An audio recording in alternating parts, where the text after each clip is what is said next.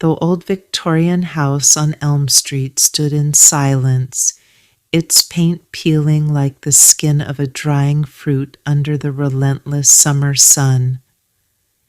Inside, 72-year-old Eleanor Vance sat by the window, fanning herself with a folded newspaper.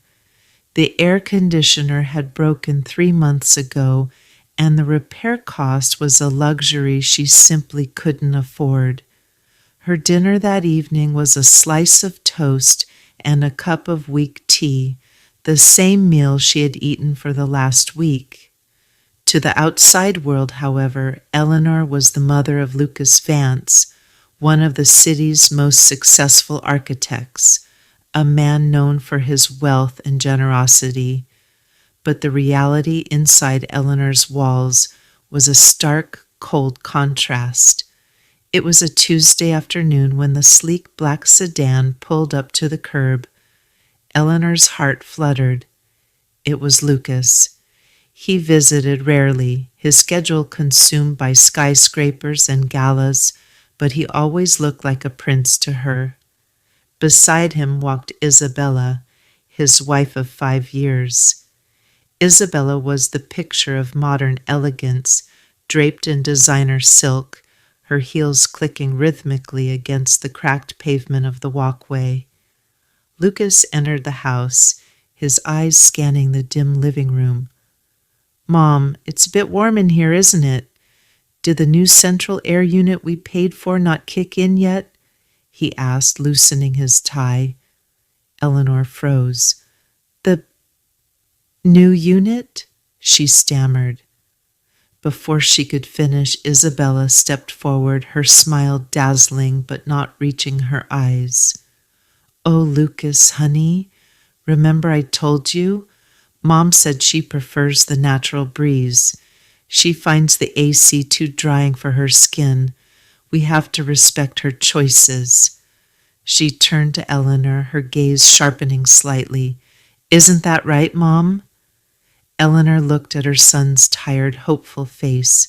She didn't want to worry him. "Yes," she whispered, looking down at her worn slippers. "I suppose I did." Lucas sat down on the faded sofa, sighing. "Well, as long as you're comfortable, I just want to make sure you're getting everything you need. The $3,000 a month, plus the salary for the home care nurse. It's all helping, right? I barely see the reports. Isabella handles the accounts, but I trust you're being pampered." Eleanor felt the room spin. $3,000, a home care nurse. She'd been living on a small pension that barely covered the property tax. There was no nurse. There was no money. "Nurse?" Eleanor asked, her voice trembling. "Lucas, I haven't seen a—" "Mom gets confused, Lucas," Isabella cut in sharply, her voice dropping to a sympathetic coo.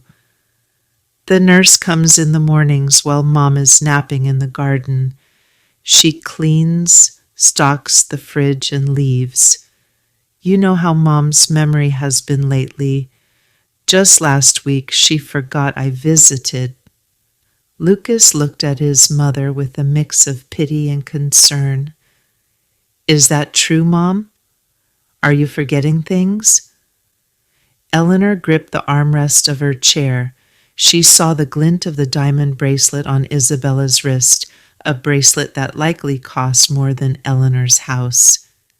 She realized then that this wasn't just a misunderstanding. This was theft.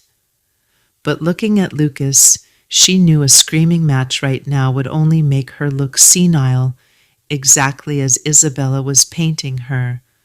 "Perhaps," Eleanor said softly, forcing a smile, "perhaps I'm getting a bit forgetful." Isabella exhaled, satisfied, but she didn't know that Eleanor Vance had been a librarian for 40 years. Eleanor didn't forget facts, she cataloged them.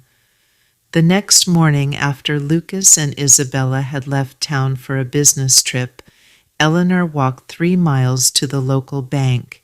She sat down with Mr. Henderson, the branch manager who had known her husband.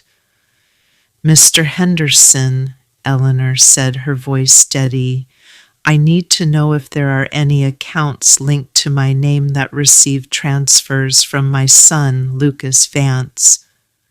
Mr. Henderson tapped on his keyboard, frowning. "Well, Eleanor, there is a joint account opened 2 years ago, the Eleanor Care Fund. It receives regular deposits, but you don't have a card for this?"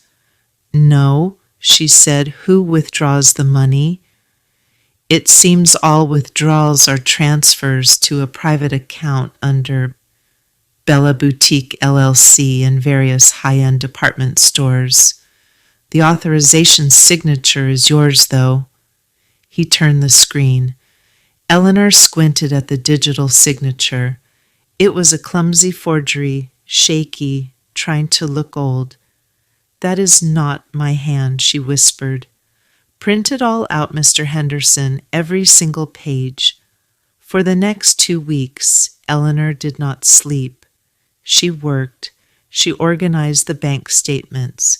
She went to the agency where the supposed nurse was hired from and got a written statement that no such contract existed. She documented her empty refrigerator, her broken appliances, and her utility notices. She built a case, not with a lawyer, but with the meticulous precision of a mother protecting her child from a parasite. When Lucas and Isabella returned, Eleanor invited them for a special Sunday roast. She told them she had found an old family recipe she wanted to share. They arrived at sunset. The house was clean, illuminated by candles to hide the peeling wallpaper. The table was set with the good china, the only valuable thing Eleanor had left. "Smells delicious, Mom," Lucas said, taking a seat. "You know, Isabella was just saying maybe we should move you to a facility, somewhere with professionals, since your memory is getting worse." Isabella nodded, sipping the cheap wine Eleanor had bought. "It's for your own safety, Mom. This big house is too much for you." Eleanor smiled, placing a large covered serving dish in the center of the table. "We can discuss that, but first the main course." She lifted the lid. There was no roast. Instead, sitting in the center of the silver platter was a thick stack of papers bound with a red ribbon. Lucas frowned. "What is this?" "A recipe," Eleanor said, her voice iron-hard. "A recipe for disaster." Lucas reached out and took the stack. The top page was a summary Eleanor had typed up on her old typewriter. Month July, funds sent $3,000. Funds received by Eleanor $0. Nurse visits 0. Funds transferred to Bella Boutique $2,800. "Mom, what is this?" Lucas asked, his voice dropping. "Keep reading," Eleanor said. Isabella set her glass down, her face pale. "Lucas, don't look at that. She's obviously written some paranoid nonsense. I told you, her mind is going." "Quiet," Lucas snapped. He flipped the pages. He saw the bank statements. He saw the letter from the nursing agency confirming no services were ever ordered. He saw the photos of the empty fridge and the broken AC unit dated from the days he thought she was living in luxury. He saw the credit card statements under Isabella's company name, paying for the very bracelet she was wearing right now, using funds labeled Mother's Medical Supplies. The silence in the room was heavier than the humid air. Lucas looked up, his eyes red. He looked at his wife, then at the house around him, really looked at it. He saw the taped-up window. He saw the thinness of his mother's wrists. You told me she had a nurse, Lucas whispered to Isabella. You told me the money was for her comfort.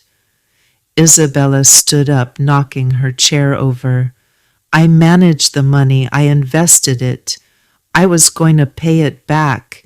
Lucas, you know how expensive it is to maintain our image. Your mother doesn't need that much money. She lives like a peasant anyway. I live like a peasant, Eleanor said, her voice rising, because I didn't want to burden my son.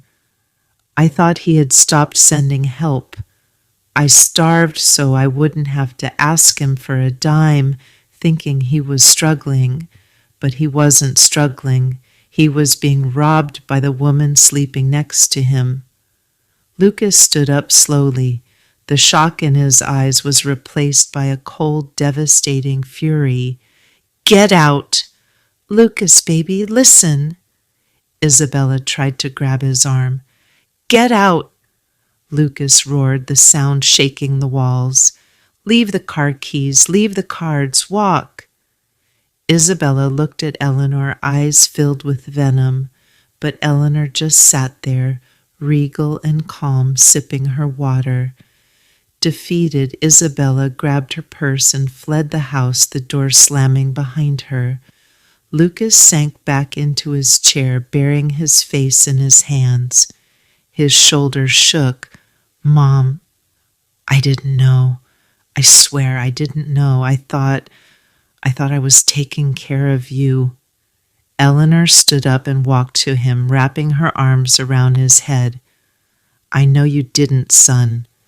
Blind trust is a fault of the good-hearted, but you see the truth now. That is all that matters. I'll fix this, Lucas sobbed. I'll get the money back. I'll fix the house. I'll make sure you never go hungry again. We will fix it together, Eleanor said softly. The divorce was messy, but with Eleanor's meticulous evidence, Isabella didn't stand a chance. The court ordered full restitution. Lucas, true to his word, renovated the Victorian house, not into a modern mansion, but restoring it to its original warm glory. But Eleanor didn't keep the recovered money. She felt it was tainted by greed. Instead, she asked Lucas to help her start a project. A year later, the Vance Community Kitchen opened in the city's center. It was a place where the elderly who lived alone, who were forgotten or exploited, could come for a hot meal, legal advice, and companionship. One evening, Lucas stopped by the kitchen.